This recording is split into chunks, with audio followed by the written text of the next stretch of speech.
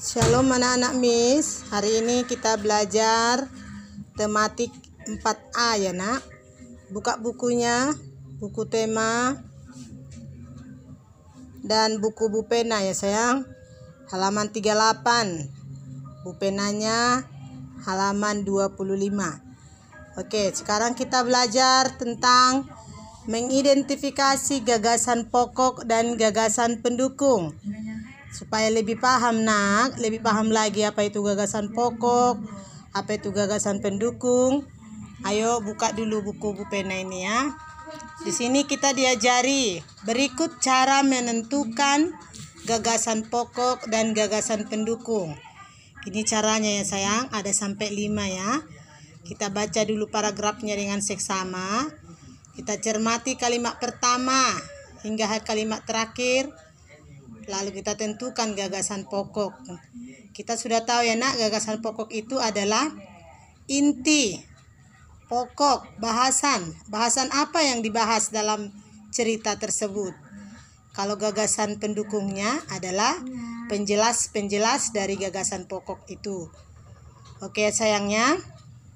Di sini Miss mau kasih tahu kalau yang dinamakan paragraf adalah ini, paragraf 1 ya.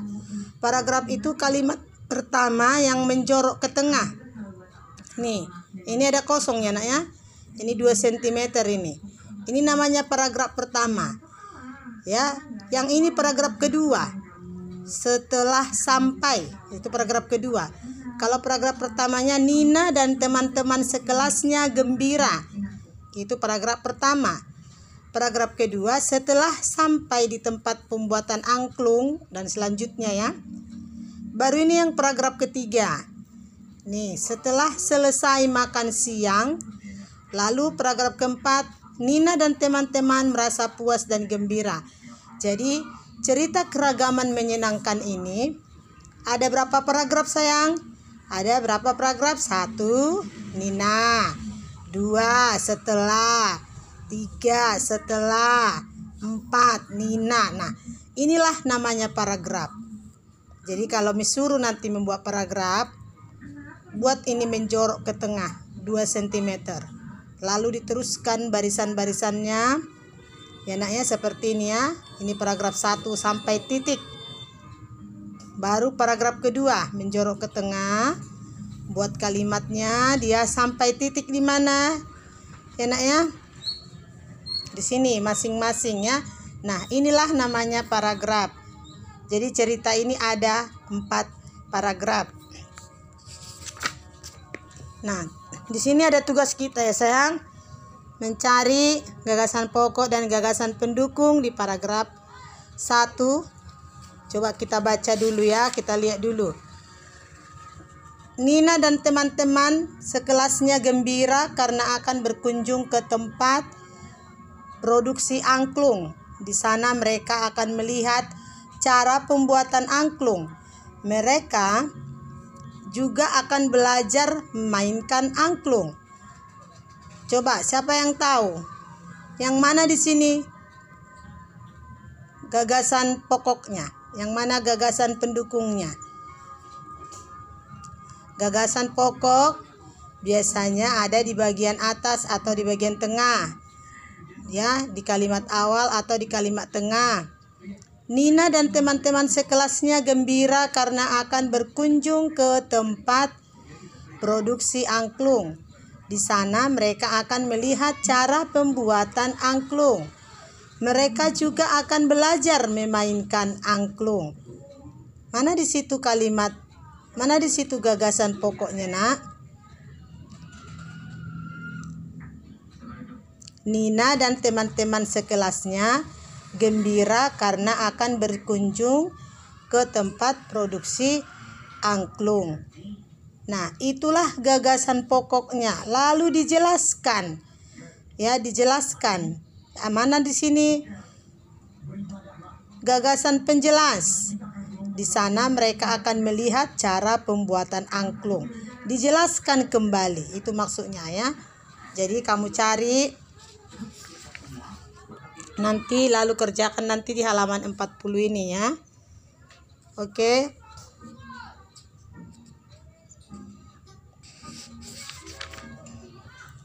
Di sini kita ada bacaan ayo mencari informasi halaman 42. Ini tentang bagian-bagian telinga. Bagian-bagian telinga ini nak, bagian telinga ada 3 ya. Bagian telinga pada umumnya ada 3. Bagian telinga luar, bagian telinga tengah, dan bagian telinga dalam. Kalau bagian telinga luar itu bagiannya ada 3 juga. Daun telinga, lubang telinga, liang telinga. Daun telinga itu berfungsi menangkap getaran bunyi. Lubang telinga berfungsi meneruskan bunyi ke telinga tengah. Liang telinga, pada liang telinga terdapat rambut halus. Fungsinya menghalangi debu dan air yang masuk ke telinga kita ya.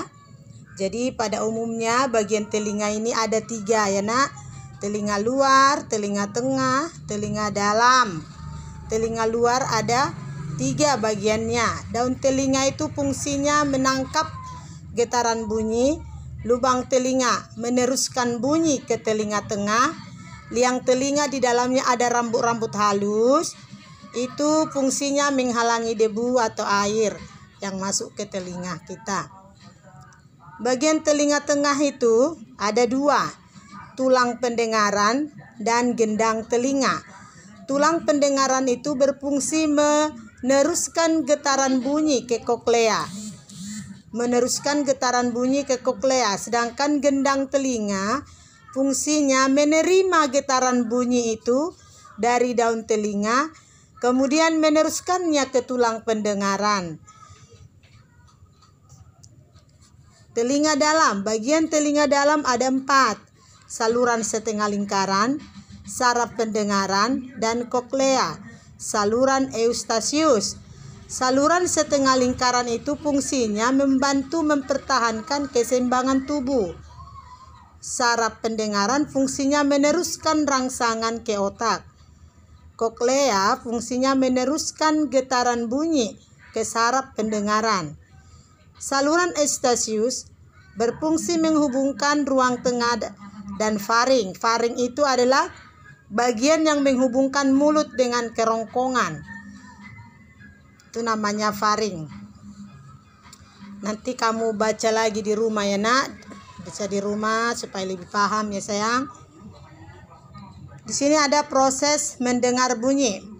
Proses mendengar bunyi, kita lihat di sini yang pertama, getaran dari sumber bunyi. Ada getaran misalkan orang bermain angklung.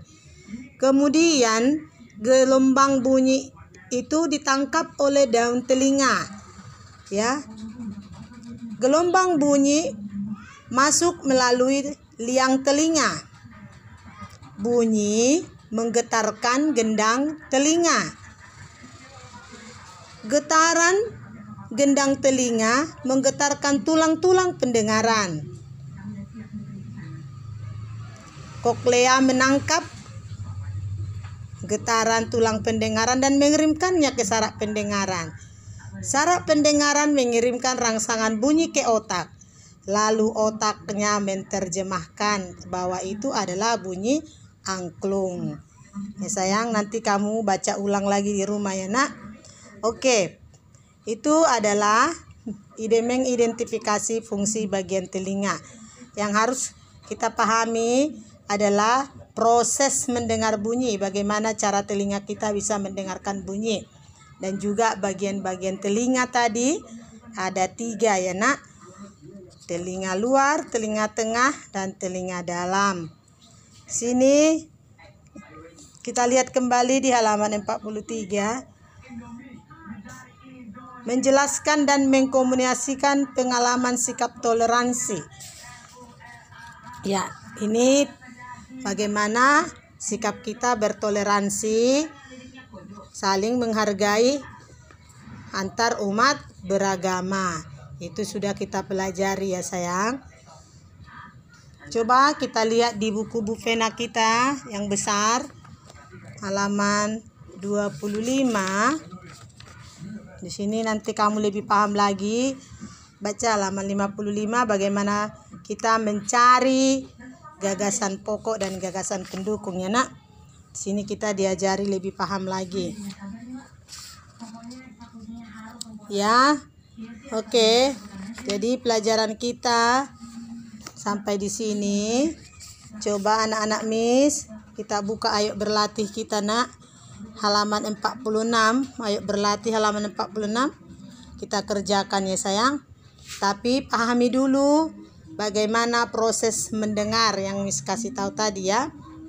Nanti Miss akan suruh satu-satu ke depan minggu depan ya. Bukan sekarang ya nak. Tugasmu hanya mengerjakan ayo berlatih. Minggu depan baru Miss ulang lagi proses mendengar, bercerita ke depan, lalu nanti kamu menceritakan bagaimana proses mendengar yang baik ya sayang. Sekarang tugas kita hanya ayo berlatih saja dulu ya nak. Halaman 46.